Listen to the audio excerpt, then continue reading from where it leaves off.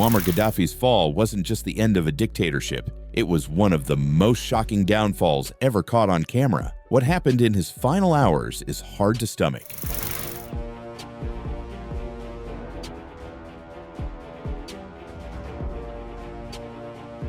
Here's where it all started. Muammar Gaddafi was born in 1942 in the dusty outskirts of Sirte, Libya, a Bedouin kid with nothing but ambition. He grew up watching his country bend under foreign influence, dreaming of the day he'd change that. Fast forward to 1969. At just 27, he leads a bloodless coup, ousting King Idris and declaring Libya free. Overnight, this skinny young soldier becomes the face of revolution. For 42 years, he ruled with charisma, paranoia, and absolute control. Oil money poured in. Libya got rich, but so did his power, his ego, and his enemies. This is where everything began to break apart. Early 2011, Tunisia burns, Egypt erupts. The Arab people actively begin their uprising. In Libya, all it really takes is a spark. The arrest of human rights attorney Fatih Turbel in Benghazi. There is a match no one can put out, representing Gaddafi's victims' families and his arrest. The 17th of February, the day of rage. Thousands of people pack the streets, chanting slogans for freedom and carrying placards with the words, "The people want the fall of the regime." Gaddafi refuses to back down. His men start shooting. Bullets find targets groups of people. Hundreds are killed in one evening. And with that, Libya slides into anarchy. And there, as soon as the fire catches, it spreads far faster than anyone could have predicted. Eastern Libya ignites with reprisal. Benghazi, Tobruk, and Baida surrender to the rebels. Officers start resigning, disgusted by Gaddafi's ruthless crackdown. Some soldiers even dumped their firearms to join with protesters they had been ordered to kill. Hence, the National Transitional Council was developed under Mustafa Abdul Jalil. It becomes the people's voice demanding a free Libya. Gaddafi loses half the country in days. The old man, however, is far from finished. Surrounded by supporters in Tripoli, he promises to crush what he terms a drug-fueled gang of traitors.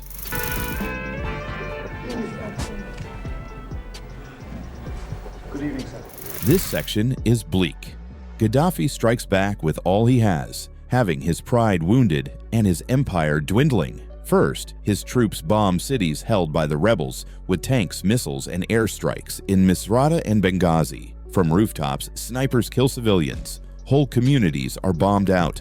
Gaddafi has pledged to cleanse Libya house by house, yet Libyan state TV is blaring propaganda. Mercenaries pour in from Chad and Niger, maiming for money. The scenes are ghastly, families fleeing into basements, rebels with nothing more than rifles and guts. Gaddafi's kindness seems relentless for the world to watch in disbelief. Deep down, though, everyone knows, when a dictator bombs his own population, the end is near. By March 2011, the violence had become something that simply could not be ignored. Usually quiet, even the Arab League calls for intervention. The United Nations adopts Resolution 1973, permitting all needed actions for the protection of civilians. Shortly thereafter, jets from the United States, France, and Great Britain are seen tearing through the skies above Libya in the opening stages of Operation Odyssey Dawn, quickly crushing Gaddafi's air bases, tanks, and artillery trains. As his troops panic, the sound of explosions reverberates across Tripoli. Gaddafi shows up on state TV dressed in tribal robes, holding an umbrella in the rain, and screams into the camera, "You rats! You colonizers!" But under the fury, there is terror. Gaddafi's grasp on power is failing for the first time in decades, and everybody may see it. It's evident by mid-2011. The kingdom is falling apart. Rebel forces tighten their grip, advancing from the coast, the desert, and the mountains. Every road to Tripoli is littered with gunshots and smoke. NATO bombs tear command centers and supply lines, bit by bit cutting Gaddafi's army. Gaddafi burrows in tunnels within his residence, Bab al-Azizia, still persuaded that the people love him, shouting commands. Though his sons implore him to run, he declines. He says, "I am here," adding that he lives and dies in Libya. Once the man who ruled with fear now rules only over remnants, and yet he still believes he is inaccessible. The walls, though, they are already circling in. What are you going to do about all of that?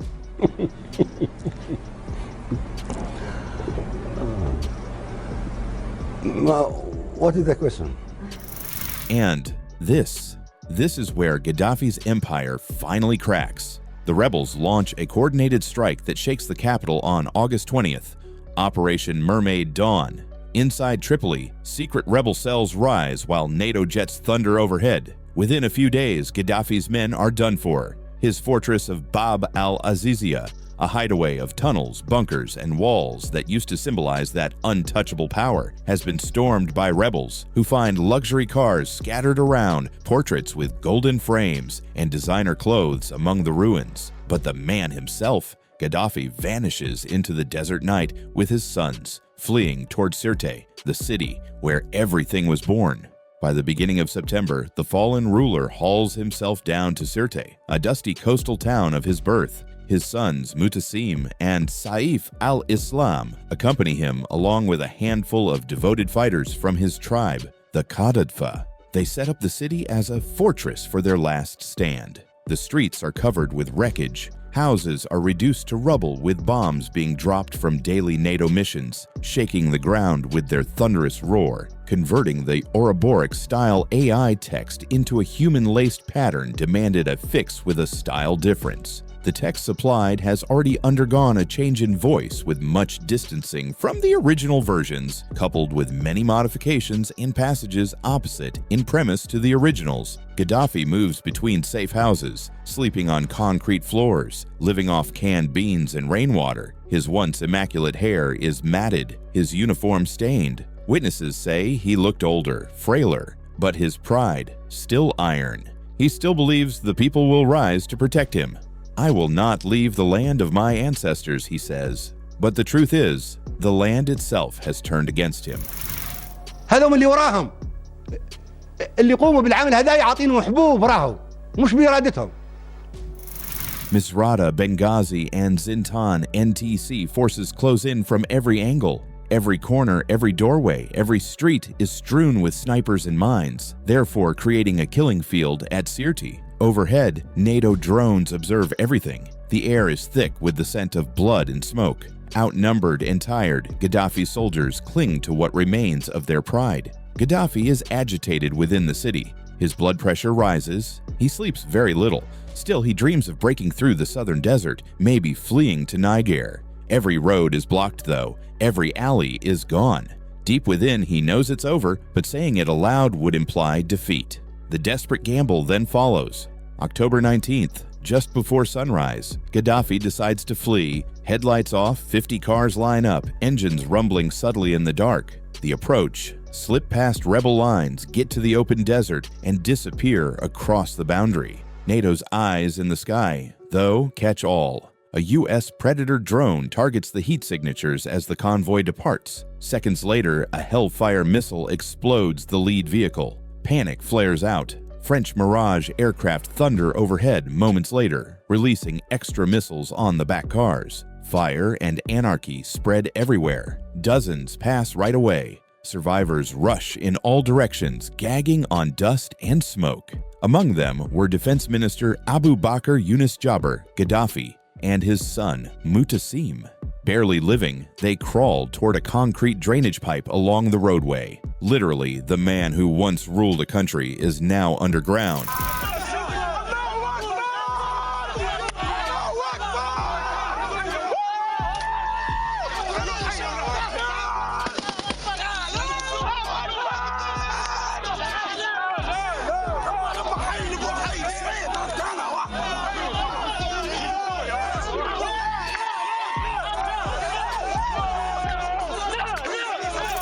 And here it is, the day the globe never imagined it would experience. Following the smoke, the scent of burning rubber, and a blood trail departing the road, rebel soldiers from Misrata search the wreckage. They see movement next to a concrete drain. Someone throws a grenade inside. There is a loud explosion. They see him once the smoke lifts. Muammar Gaddafi, bloodstained, trembling, holding his golden gun, the same emblem of his power, now useless in his hand. He is pulled into the sun, his face covered in dirt and blood-soaked, ripped uniform. Wounded in the torso and leg, he, half-conscious, winces. Disbelief permeates his gaze as they dart wildly. His son Mutassim is taken just a few feet away. Rebels shout, holler, and spit, some laughing, some sobbing. Sitting in it today, the man who formerly dominated Libya by dread finds himself surrounded by pandemonium, screams, and anger. Some will find the pictures disturbing. Muammar Gaddafi's blood-soaked body is paraded like a trophy by jubilant fighters. Watching this section is nearly intolerable. Dozens of phones record warriors rushing Gaddafi. Someone yells, "Don't shoot!" But the frenzy is inescapable. Sticks, fists, and gun butts have been used to strike him. He's then shoved into a pickup truck, semi-conscious and slumped against the metal, as he begged, "Don't kill me, my sons." Blood dripped from his temple. Rebels shot firearms into the air around him, some screaming the names of relatives lost under his reign. Mutassim is nearby, barely breathing. The truck lurches through a throng of shouting men. No command, no direction, only raw revenge. The photographs follow next. Gaddafi's head drops forward. The group breaks in silence. He dies in a vehicle after 42 years of power, not in a palace nor in a fight. His body, with Mutassim and Abu Bakr Yunus Jabr, is taken to Misrata, the city he once tried to crush. Locals line up snapping photos, some in disbelief, others satisfied. For 3 days, the bodies remain in a freezer while Libya's new rulers debate what to do. On October 23rd, the NTC declared victory, ending an 8-month war. But chaos soon follows. Rival militias fight, cities burn, and the dream of unity fades. Gaddafi's final hours remain a haunting symbol. When absolute power falls, it shatters, taking everyone with it. Muammar Gaddafi once declared he'd die in Libya, and he did. But not as a hero, not as a ruler. His empire didn't fall to foreign armies. It fell to his own people's rage. His death wasn't just an ending, it was a warning. Like, share, and subscribe for more.